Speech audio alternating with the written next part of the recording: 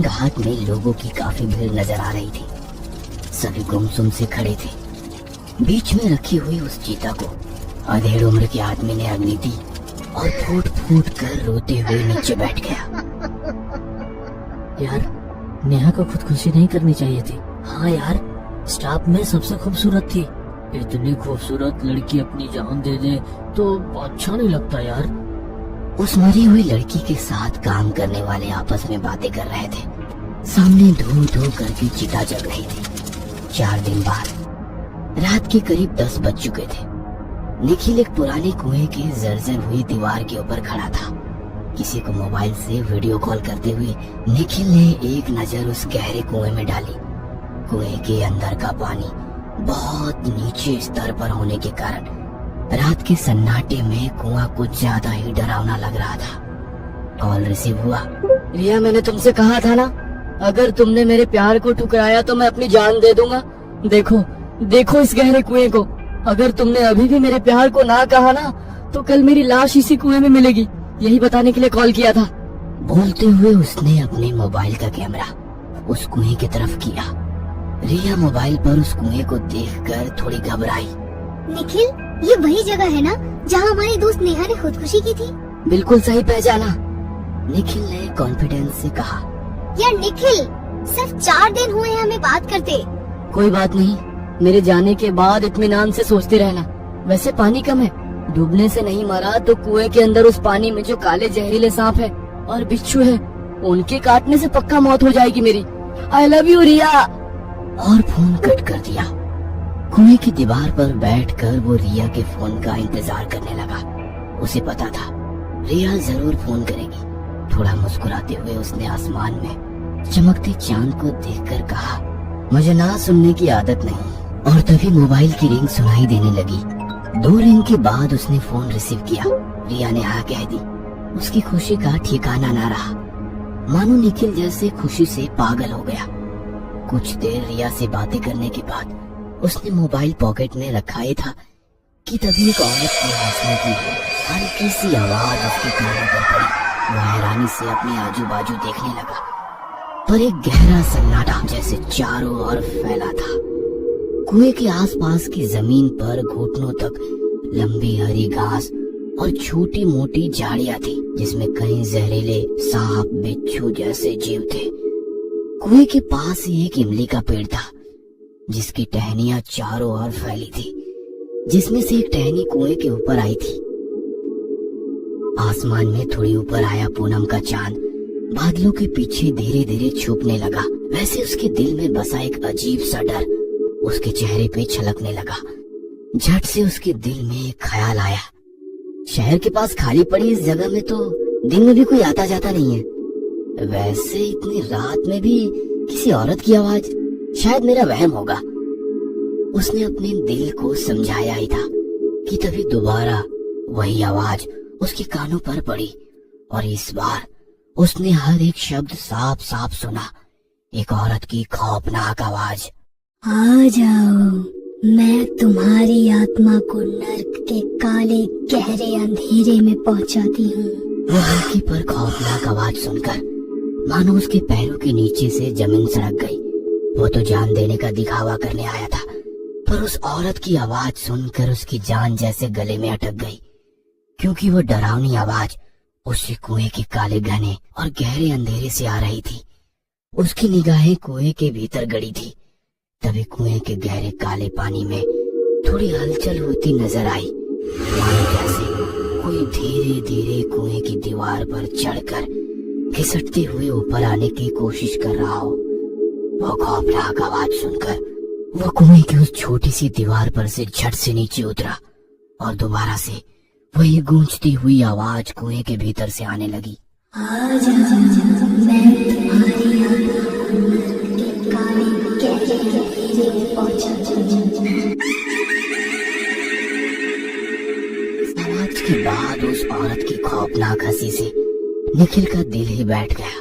डर के मारे वही एक कदम पीछे सरकने लगा, पर उसने अपनी डरी सहमी नजरें उसी कुएं की चौतरफा बनी छोटी सी दीवार पर गड़ाए रखी थी, पर वो हंसने की आवाज लगातार आ रही थी। उसे पलके झपकाने में भी डर लग रहा था। अगले पल उसने देखा कि कोई उसी कुएं की छोटी दीवार की दूसरी तरफ से झांक रहा है। शायद एक औरत जिसके सर के काले बाल साफ दिखाई दे रहे थे, सफेद माथे पर गहरा लाल कुमकुम का टीका और लाल अंगारों की तरह डरावनी आंखें। उस औरत का आधा अधूरा चेहरा देखकर उसकी रूह तक कांप गई। धड़कन इतनी तेज हो गई कि जैसे सीना फाड़ कर दिल बाहर निकल जाए, इस तरह से धड़क रहा था। डर की मारे धीरे धीरे पीछे सरकते हुए एक पत्थर से पैर फिसला और वो जमीन पर गिर गया। जमीन पर गिरते ही उसकी दहशत भरी नजर कुएं से झांकती उस औरत को देख रही थी। वो नजारा देख निखिल जैसे तैसे गिरते पड़ते वहां से भागने लगा। जितना तेज हो सके, जितनी ताकत से हो सके और जितनी दूर हो सके वो भागने लगा। पीछे से उस औरत की चीखती हुई आवाज और हंसी धीरे धीरे कम होने लगी। लगातार तेज दौड़ने की वजह से उसके दिल की धड़कन तेज हो गई थी। हाँफते हुए अपने दोनों हाथ घुटनों पर रखकर सांस लेने लगा। अब उसे कोई आवाज नहीं सुनाई दे रही थी। आवाज थी तो रात के कीड़ों की। सांस थोड़ी सामान्य होते ही उसने पीछे देखा और वो नजारा देखकर जैसे दिमाग फटने लगा हो, क्योंकि वह उसी कुएं के चौतरफा बनी छोटी सी दीवार पर ही खड़ा था।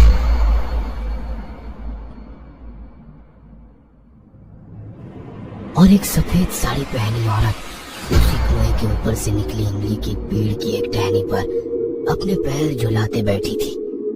उस औरत का मुंह दूसरी तरफ था।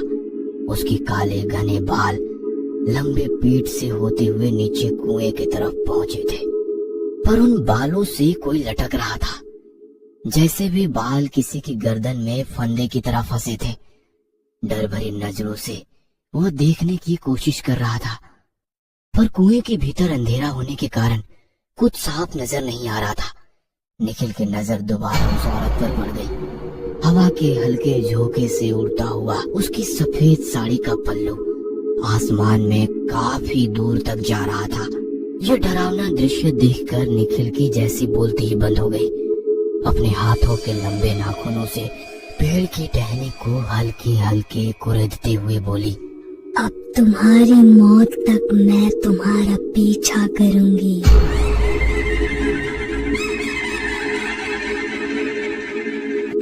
और एक डरावनी हंसी जैसे उसके कानों में लगातार गूंजने लगी, जिससे उसका दिमाग सुन्न पड़ने लगा। उसने दोनों हाथों से अपने कान बंद कर लिए, पर डर के मारे वह वहीं बेहोश हो गया। होश आया तो सुबह हो चुकी थी। उसका सर काफी दर्द कर रहा था। वो सपना था या सच में सब कुछ हुआ था? सोचते हुए उसने अपनी बाइक निकाली और घर के लिए निकला। देर रात तक बाहर रहने की निखिल की आदत से घर वाले वाकिफ थे। निखिल फ्रेश होकर ऑफिस पहुंच चुका था। कल रात घटी वो डरावनी घटना को सपना समझकर वो कब का भूल चुका था। सबसे हंसी मजाक करते हुए वह ऑफिस में आया। उसके साथ ही अपने अपने कुर्सी पर बैठे काम में मगन थे। तभी उसकी नजर कंप्यूटर के सामने बैठी रिया पर पड़ी। रिया के पास एक कुर्सी पर बैठकर वो बोला, चलो रिया, एक बार आई लव यू बोलो। निखिल, सब देख रहे हैं। एक बार प्लीज। रिया के पास और कोई चारा ना था। वह उसके कानों के पास आई और धीरे से बोली, आ जाओ, मैं तुम्हारी आत्मा को नर्क के काले गहरे अंधेरे में पहुंचाती हूँ। वही डरावनी आवाज उसके कानों में गूंज उठी और निखिल की रूह कांप गई। उसने झट से रिया की ओर देखा तो वह रिया नहीं बल्कि वही औरत थी जो कल रात उसी कुएं के पास दिखाई दी थी। उसे देखकर निखिल की आंखें फटी की फटी रह गई। वो गिरता पड़ता अपने कैबिन के अंदर घुस गया। निखिल का ये बर्ताव देखकर पूरा स्टाफ हैरान हो गया, पर सबसे ज्यादा हैरानी तो रिया को हो गई थी।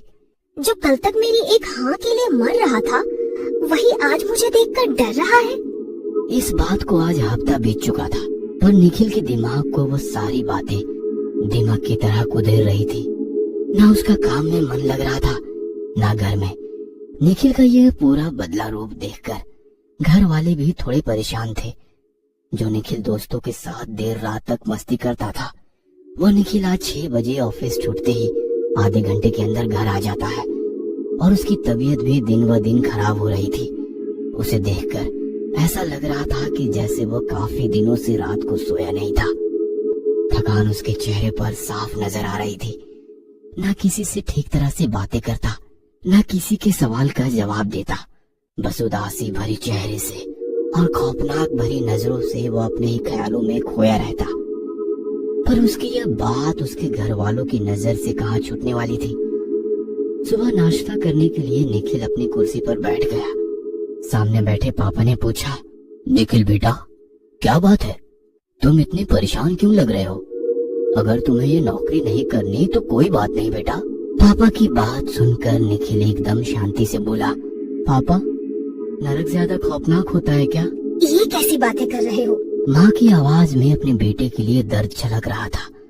निखिल की खामोश नजर चाय के कप पर टिकी थी।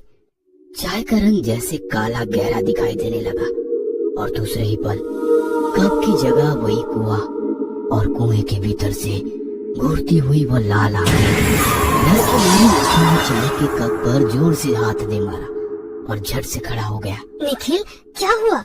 माँ, वो मुझे लगा कॉकरोच है। बोलते हुए उसने अपनी ऑफिस बैग उठाई और घर से ऑफिस के लिए निकला। पर माँ और पापा को उसका यह हरकत काफी अजीब लगा।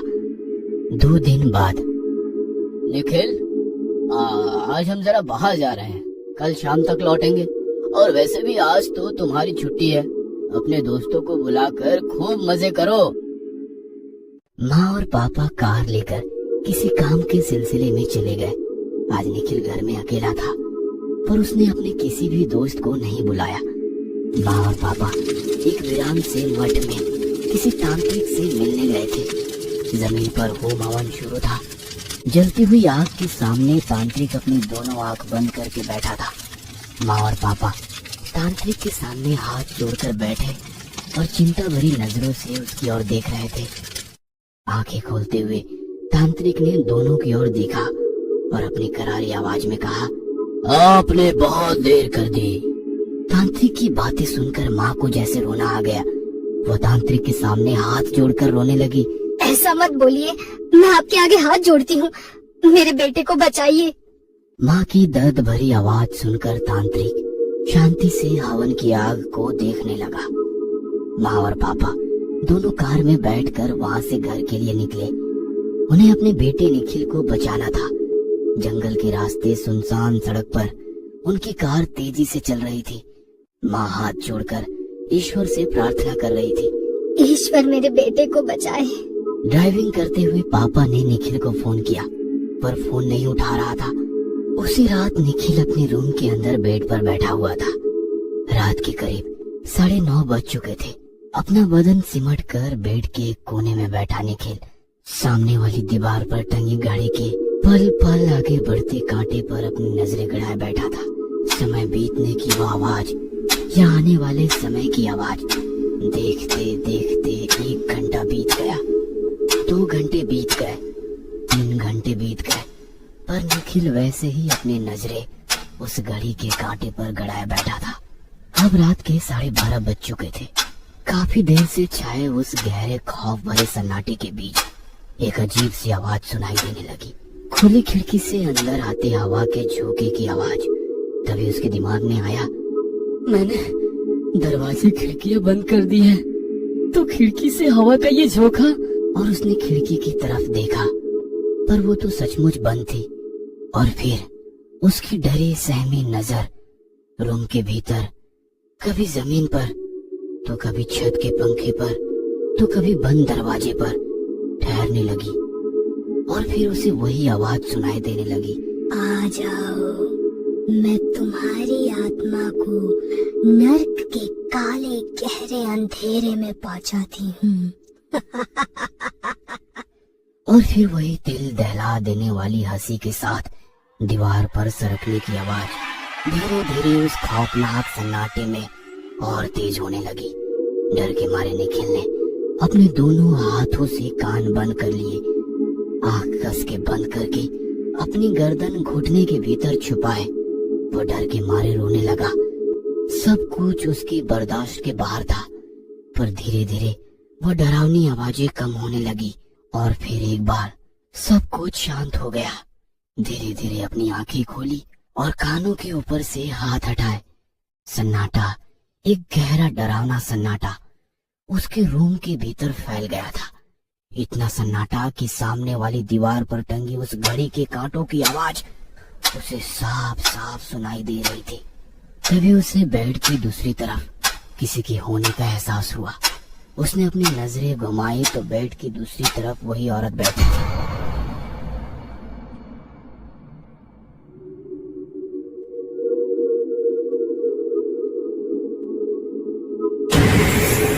चलो मैं तुम्हारी आत्मा को नर्क के काले गहरे अंधेरे में पहुंचाती हूँ।